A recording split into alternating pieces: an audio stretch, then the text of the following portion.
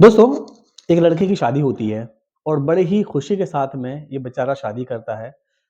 हर्षोल्लास के साथ में इसकी शादी हो जाती है और शादी होने के ठीक है 3 से लेके 4 दिन बाद इसकी जो नई नवेली दुल्हन होती है, वो अपने मायके चली जाती है अपने माँ-बाप के पास उनसे मिलने के लिए।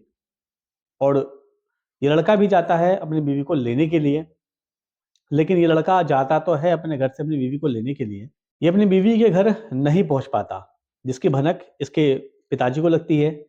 पिताजी उसकी खोजबीन में निकल जाते हैं और खोजबीन करने के दौरान ही पुलिस का इनके फ़ोन पे एक फ़ोन बजता है कि हमें एक लाश एक लड़के की यहाँ पर मिली है, जिससे मालूम लगता है कि ये लड़का आप ही का है। इतना सुनना था कि इसके पिताजी के होश उड़ जाते हैं कि आखिर ये 4 दिन तो हुए हैं मेरे लड़के को शादी हुए, ये आखिर क्या से क्या हो गया। दोस्तों, क्या है पूरा माजरा और क्या है पूरी कहानी, हम जानने की कोशिश करेंगे इसी वीडियो के अंदर।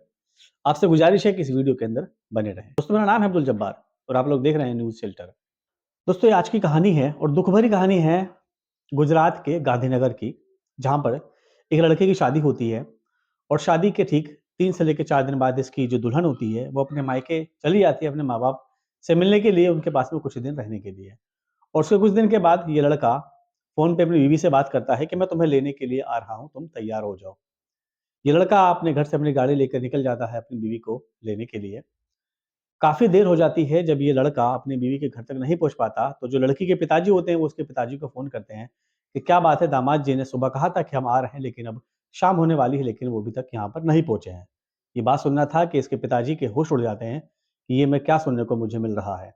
वो कहते हैं कि नहीं, नहीं, मेरा बेटा तो सुबह ही निकल चुका है आप ही के घर के लिए। पिताजी कहते हैं लेकिन हमारे यहाँ पर अभी तक वो नहीं पहुँच पाया है। इतना सुनना था कि जो लड़का के पिताजी होते हैं, ये अपने बेटे की खोजबीन में निकल जाते हैं। काफ़ी देर हो जाती है खोजबीन करते-करते, लेकिन लड़का का कहीं से कहीं तो कुछ पता नहीं लग पा रहा था। इतने में इनके फ़ोन के ऊपर एक फ़ोन बजता है, जो फ़ोन होता है एक पुलिस इंस्पेक्टर का। पुलिस वाले कहते हैं कि हम हमें एक लाश मिली है और उसके पास से आप ही का नंबर मिला है। आप यहाँ पर आ जाइए, आप देख लीजिए क्या ये आप ही के लड़के की लाश है? इतना सुनना था कि पिताजी के होश उड़ जाते हैं, ये बहुत घबरा जाते हैं, भागे-भागे जाते हैं उस लाश के पास में, जहाँ पुलिस वाले उसको बताते हैं तो ये लाश उसी के बेटे की होती है। दोस्तों, उसके बेटे का मर्डर हो चुका होता है। इसकी शादी को भी ठीक 3 से लेके 4 दिन ही हुआ था। पुलिस इस केस को दर्ज कर लेती है और लग जाती है इस मर्डर की मिस्ट्री की हिस्ट्री को सुलझाने के लिए। दोस्तों, पुलिस काफ़ी खोजबीन करती है, लेकिन उसको कहीं से कहीं सुराग नहीं मिल पाता। एक बात सिर्फ़ उसको पता लगती है कि इस लड़के की अभी 3-4 दिन पहले ही शादी हुई थी। बात सुनकर पुलिस वाले को सीधा शक इसकी नई-नवेली दुल्हन के ऊपर जाता है। वो सीधा उसकी दुल्हन को उठाकर थाने लेकर आते हैं। थाने में उससे पूछताछ क्यों होती है, पहले तो ये ना-नुकुर करती है, लेकिन जब उसके साथ में सख्ती से पूछताछ होती है, तो ये टूट जाती है और ऐसी बातें बताती है जिसको सुनकर हर कोई दंग रह जाता है।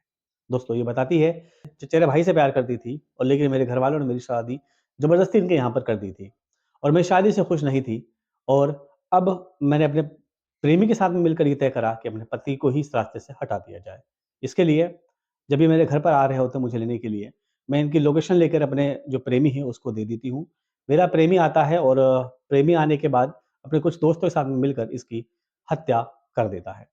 दोस्तों, ये बात सुनकर पुलिस उसके जो प्रेमी होती है, उसको भी उठाती है और उठाने के बाद उससे भी वही पूछताछ करती है। ये प्रेमी भी सारी बात कबूल कर लेता है और ये कहता है कि हाँ, मैंने ही इसकी हत्या करी है अपनी प्रेमिका के कहने पर।